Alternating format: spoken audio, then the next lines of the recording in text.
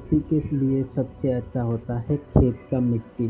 अगर आपके खेत की मिट्टी में जान है तो आप उसमें कुछ भी लगाओगे तो हो जाएगा। तो आप 1 एकड़ खेती में 2 कुंटल लाल मिट्टी डालिए। लाल मिट्टी में कैल्शियम होता है जो मिट्टी को मजबूत करता है, कैल्शियम मैग्नीशियम। तो आप 2 कुंटल लाल मिट्टी डालें।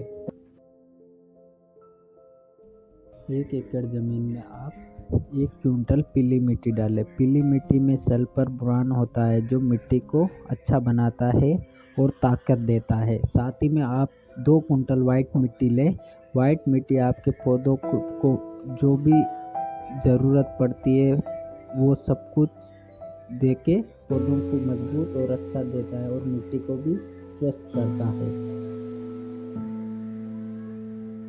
वाइट मिट्टी पौधों को पोषण तत्व देती है जो उनको चाहिए। तो जिस प्रकार इंसान को खाने के लिए विटामिन सी ये वो चाहिए, वैसे ही ज़मीन को भी कुछ अच्छा चाहिए। तो वाइट मिट्टी डालें।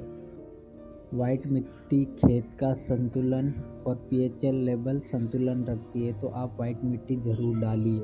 ये खेती के लिए बहुत लाभदायक है और ये मिट्टी को भी अच्छा बनाती है।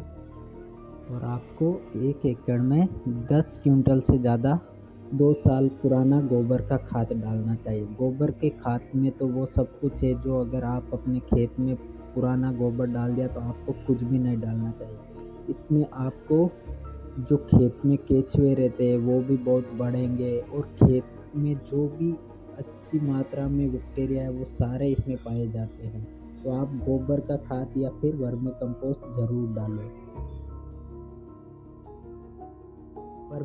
गोबर मिट्टी की संरचना और उर्वरकता बनाए रखता है और मिट्टी को मुलायम रखता है। साथ ही इसमें बहुत सारे बैक्टीरिया होते हैं जिसमें केंचुआ भी आकर्षित होते हैं। तो ये मिट्टी तो खेत के लिए सबसे ज़रूरी है। तो आप खाद ज़रूर डालें। गोबर का खाद वो भी 2-3 साल पुराना रहेगा तो अच्छा रहेगा। इससे खेती में बहुत फ़ायदा होगा।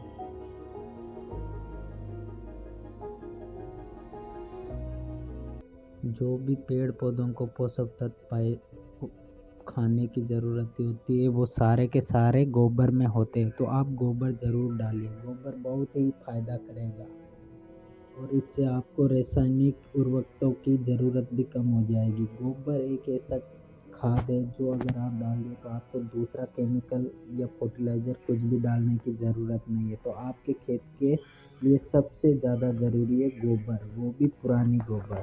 तो ज़रूर डालिए। आप 30 किलो खेत में चूना भी डाल सकते हैं। चूना भी खेती के लिए बहुत फ़ायदा करता है। तो आप 30 किलो चूना ज़रूर डालिए। और नीम खली भी डालिए। नीम खली 50 किलो डालिए। ये भी खेती के लिए बहुत लाभदायक है और इससे खेत में फंगस और नहीं लगता है। तो आप नीम खली ज़रूर डालिए।